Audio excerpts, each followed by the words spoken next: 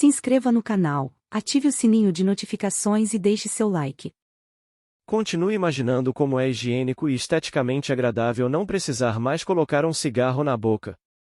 Sinta dentro de si um cheiro bom que vai cercá-lo se parar de fumar. Procure um novo sentimento vital que satisfaça tanto sua criança sol quanto sua criança sombra.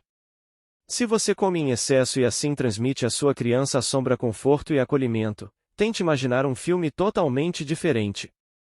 Imagine, por exemplo, que está numa ilha caribenha e só se alimenta de frutas, verduras e peixe fresco. Com todos os sentidos, experimente como é bom esse sentimento vital transmitido pelo calor, pelas cores e pela comida leve. Sinta como é ser leve e flexível. Crie em sua mente novas imagens que abarcam seus novos hábitos alimentares. E, sobretudo, sinta como é bom. Em sua imaginação, mergulhe nesse novo sentimento vital. Vale lembrar que nosso cérebro não vê tanta diferença entre realidade e imaginação.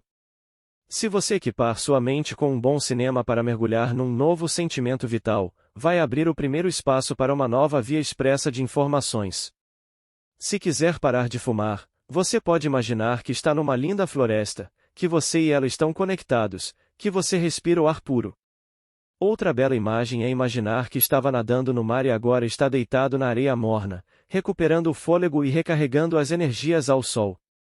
Você ficou tão sem fôlego que dentro da sua cabeça, fumar nem é uma opção.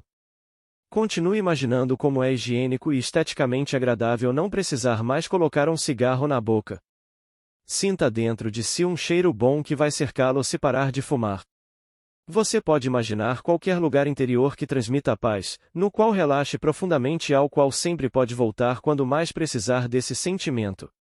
As imagens aplacam os medos da criança sombra e apaziguam os desejos da criança sol. 6. Crie novas crenças que combinem com seu novo sentimento vital. Incorpore-as na imaginação.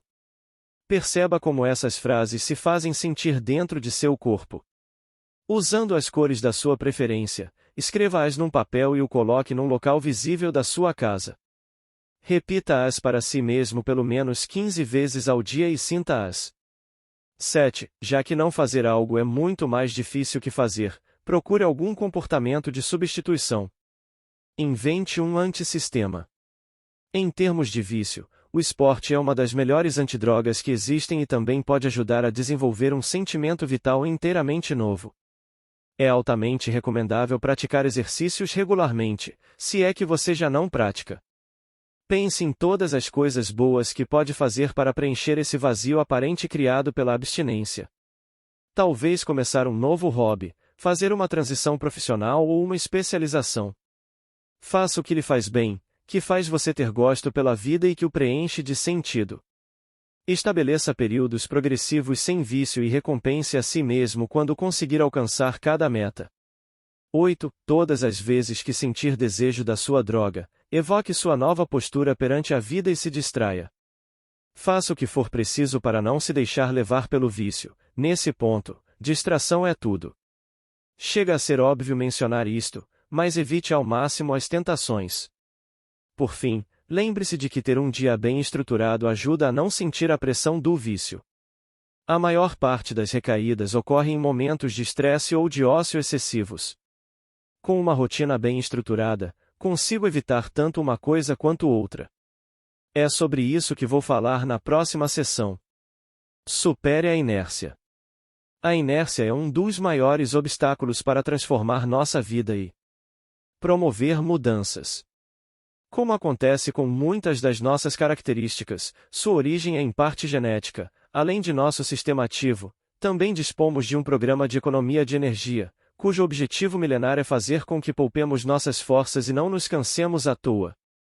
Ou seja, estados de inércia e de preguiça fazem parte de nós, assim como a atividade e a determinação. Você já ter sentido que quanto mais descansa, mais inerte fica, e que quanto mais coisas faz, mais ativo fica. Ambos os estados têm um efeito de autorreforço. Isso está ligado à lei da inércia, segundo a qual um corpo em repouso tende a permanecer em repouso e um corpo em movimento retilíneo uniforme tende a permanecer em movimento a menos que uma força atue sobre eles. Certa vez, na minha época de estudante, experimentei em primeira mão o efeito dessa lei. As férias tão esperadas estavam prestes a começar e minha lista de tarefas tinha centenas de coisas às quais eu queria me dedicar assim que as provas terminassem. Passei as primeiras semanas em plena atividade, até quase concluir minha lista. Então me vi cheia de tempo livre. Tempo até demais. Como não havia uma boa razão para acordar cedo, eu apenas pegava um café e passava horas deitada na cama lendo romances. Meu metabolismo estagnou. Ao meio-dia, eu me sentia tão esgotada pela imobilidade que dormia de novo, mas acordava com os níveis de energia baixíssimos. Me sentindo mal, bebia mais café e tentava criar ânimo para arrumar a casa, e às vezes nem isso conseguia fazer. À noite eu lamentava ter jogado fora um dia inteiro. Isso me deixava insatisfeita, mas era fácil esquecer essa insatisfação indo a festas da faculdade ou a um bar. Quanto menos coisas tinha para fazer, mais preguiçosa eu ficava. No fim das férias, meu rendimento havia caído tanto que lavar uma única cesta de roupas na máquina já era demais para mim, mesmo que não houvesse outras tarefas para resolver no dia. Fiquei muito feliz quando as aulas recomeçaram. A faculdade me deu a estrutura sólida de que eu precisava e me botou de volta nos trilhos. Já estressada, eu lavava 3 cestas de roupas além de realizar a carga usual de trabalho, sem reclamar. E isso não é só comigo. A maioria das pessoas precisa de exigências externas e de uma estrutura diária sólida para funcionar. É mais fácil continuar ativo quando não paramos. A segunda-feira não é o pior dia da semana porque exige mais de nós, mas por causa do contraste com o fim de semana. Para enfrentar a segunda-feira, precisamos de uma força de propulsão muito maior do que na terça. E é assim com todas as outras atividades, pelo menos quando elas exigem certo grau de esforço e superação. Quanto mais nos dedicamos a elas, mais fácil fica.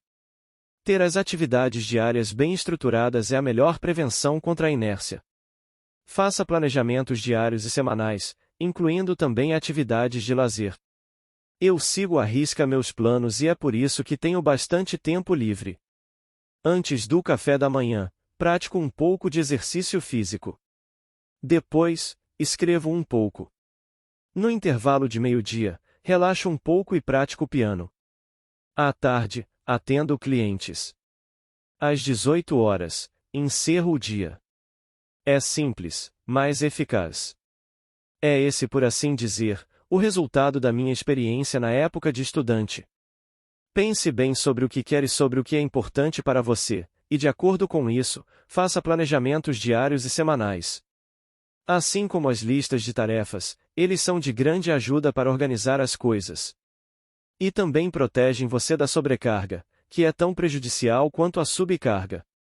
Muitas vezes ficamos estressados e sobrecarregados porque não sabemos administrar o tempo e acabamos tendo muito o que fazer no último minuto. Ter uma estrutura sólida é tão importante porque não precisamos continuar tomando novas decisões todas as vezes. A vontade e a capacidade de decisão estão intrinsecamente ligadas e podem ficar paralisadas se são sobrecarregadas. Isso foi comprovado por diversos experimentos psicológicos. Num deles, o comportamento decisório de motoristas alemães foi examinado assim: pelo computador, eles podiam montar seu carro 0 km e escolher os acessórios. Quanto mais decisões tinham que fazer, mais sobrecarregados ficavam e recorriam ao modelo padrão, mesmo que custasse em média 1.500 euros a mais. Se você tem um cronograma definido, precisa tomar uma única decisão: seguir o cronograma. É claro que isso não exclui eventuais exceções e imprevistos. E é claro que não sou tão certinha como possa parecer. Mas pelo fato de que o plano mestre existe, sempre encontro o caminho de volta para a minha rotina saudável. Geralmente, a maior dificuldade é começar. Talvez seja preciso dar um forte empurrão. Mas depois disso tudo se torna mais fácil, principalmente se continuo firme e faço o que tenho que fazer com regularidade. If you don't do it, you lose it, se você não faz, você perde. Isso pode ser aplicado até mesmo ao sexo, pelo menos nas parcerias mais antigas, quando a paixão diminuiu.